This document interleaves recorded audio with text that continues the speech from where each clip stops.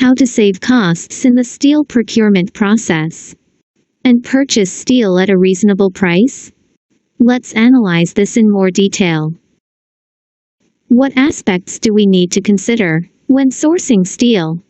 Here we provide 5 points to analyze, which are to determine the total steel supply and total demand, the time of steel procurement, the way of transaction, whether the steel is reserved or not, and what is our pricing floor. We will elaborate on the above 5 points. 1. How to know total steel supply and demand? We assume that there are only 8 manufacturers in the whole country. 4. Home appliance manufacturers. 2. Automobile manufacturers. And 2. Steel manufacturers. The formula for the total supply of steel is all vendor inventory plus import booking. Go to Software System. Click on Performance, select Decision Date, select Warehousing Expenses. Select the second year to get an idea of the steel inventory. At the beginning of the year, we can see from the software in the warehousing expenses the remaining steel inventory for the second year. 4. Automobiles and appliances is 10,000 tons. Steel manufacturer inventories 10,000 tons. Click on Steel Trading. Click on Steel Reservation, select Transaction Records, and select the second year to see if the steel is booked for the second year. 10,000 tons of imported steel, seen on order from the Steel Reserving Office. Therefore, we derive the total supply of steel as 0.8 plus 8.4 plus 0.1 is equal to 9.3, 10,000 tons. Select Order Bidding, select Details of Bidding Results, select the second year. From the order bidding results in the software, we can derive the total demand for automobiles appliances steel as 2.6 plus 5.2 is equal to 7.8, 10,000 tons. 2. Is it better to purchase steel first or later? Assuming that the conditions remain the same, we analyze the 2 aspects of when is a good time to purchase and when to purchase after a change in supply and demand. The first point is when is a good time to purchase? We have just concluded that the total supply of steel is 9.3, 10,000 tons, and the total demand is 7.8, 10,000 tons. Supply is greater than demand, so you cannot rush to purchase. First, we should wait and see the market price. Take another look. Is there room for adjustment of price and payment method? What if supply and demand have changed? The second point is that when to purchase after the steel supply and demand have changed. From the results of the order bidding, we can see that the supply is less than the demand at this time. It is a seller's market, and we need to raise the price and make the first move. 3. How is the steel pricing floor calculated? Assuming the same conditions, we consider 3 aspects in order. How is the variable cost per 10,000 tons of steel calculated? How is the fixed cost per 10,000 tons of steel calculated? What is the pricing floor this year? The first point, how is the variable cost per 10,000 tons of steel calculated? Steel manufacturers cannot sell products produced in the current year, so they need to pay attention to the variable cost of products in stock. From the warehousing expenses, you can see that this year, Steel 1's inventory of products costs $16,600,000. Warehousing costs $900,000, and 4.2, 10,000 tons of inventory. According to this formula, the variable cost per 10,000 tons of steel is calculated as 16,600 plus 900 is divided by 4.2 is equal to $4,167,000. Second point. How is the fixed cost per 10,000 tons of steel calculated? Click Performance. Click Income Statement. We can see from the income statement that there are 4 items involving fixed costs, which are land lease, production line depreciation, administrative expenses and interest expenses. Assuming all 4.2 million tons are sold, total fixed costs for the second year of steel 1 were $7,058,000. According to the formula, 2,000 plus 500 plus 2,800 plus 1,758 is divided by 4.2 is equal to 1,680. Calculated the fixed cost per 10,000 tons were $1,680,000. How much can you sell? If you sell only 3.0 10,000 tons, what is the fixed cost per 10,000 tons? Calculated is $2,352.67 according to the same method. Assumptions. The market is so competitive that only 3.0 10,000 tons of steel can be sold. We add up the calculated variable cost per 10,000 tons and fixed cost per 10,000 tons. From the formula we derive our minimum price per 10,000 tons as 4,167 plus 2,352. Sixth, E7 is equal to $6,519.67,000. Is it possible to buy steel around this price? We can conclude that if fixed costs increase, the pricing will goes up. Conversely, downward adjustment. 4. How can I quote for easier access to steel?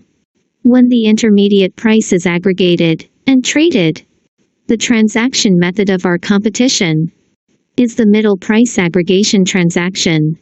So how to quote easier to buy steel?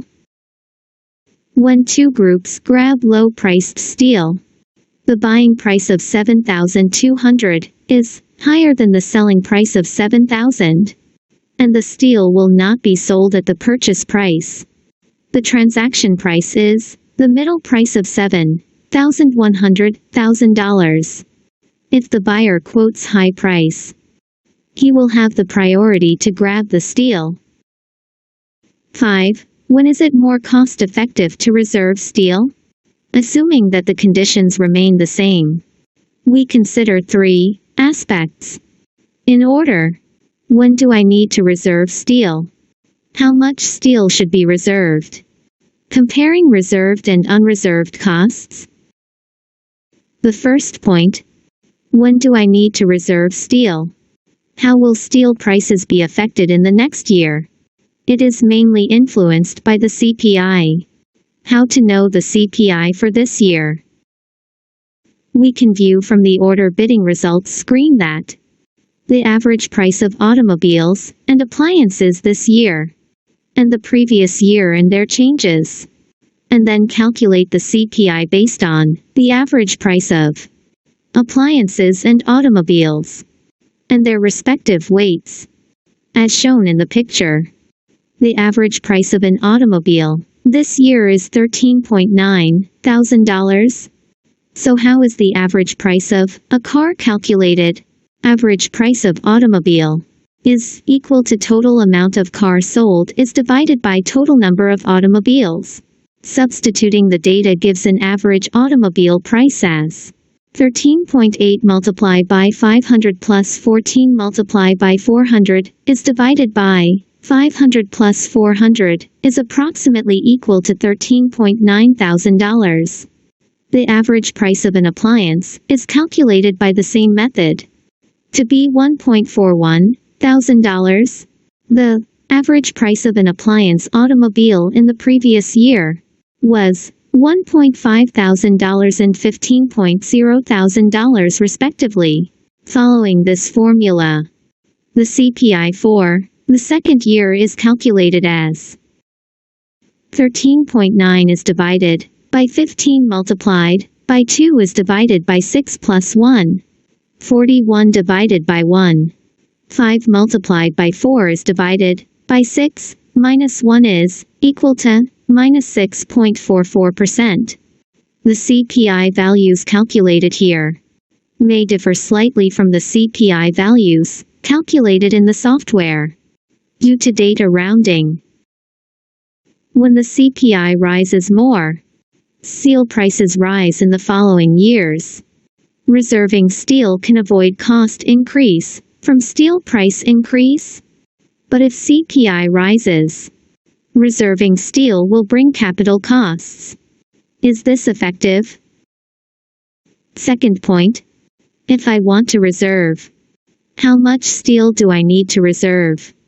Assume that the third year order for automobile 2 is the same as the second year,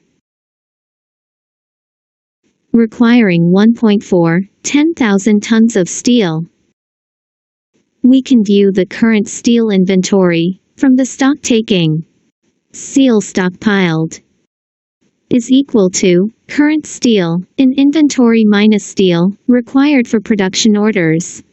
Calculate the amount of steel already stockpiled this year as 1 minus 1.4 is equal to minus 0.4, equivalent to 0 amount of steel hoarded this year. Automobile 2 requires a predetermined amount of steel is equal to steel required for next year's production minus steel already stockpiled. According to this formula,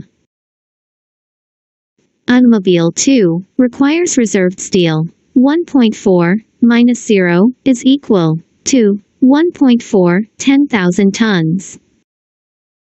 Thirdly, let's compare reserved cost and unreserved cost.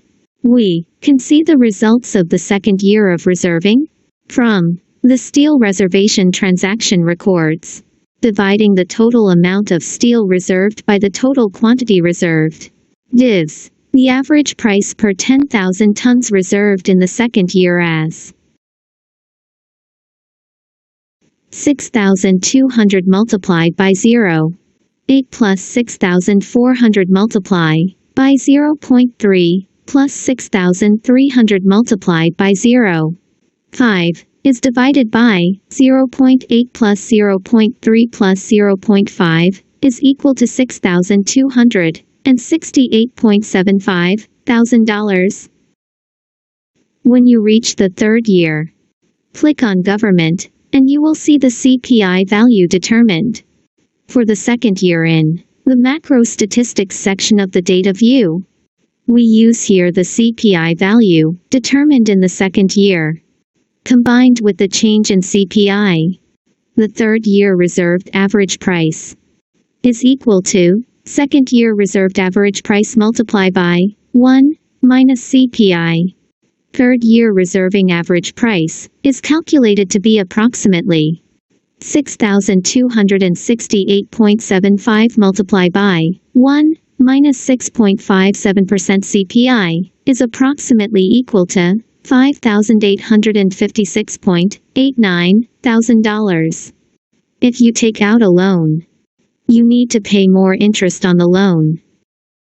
5,856.89 multiply by 6% is approximately equal to $351.41 thousand per 10,000 tons reservation steel cost. 5,856.89 plus 351.41 is equal to $6,208.3 thousand. How to find the corresponding data in the software. Select Steel Trading, click on Centralized Trading, Transaction Records. Select the second year. Let us look at the average price of steel spot in the second year. According to this formula, second year's average price is equal to total amount is divided by total quantity of steel spot transactions.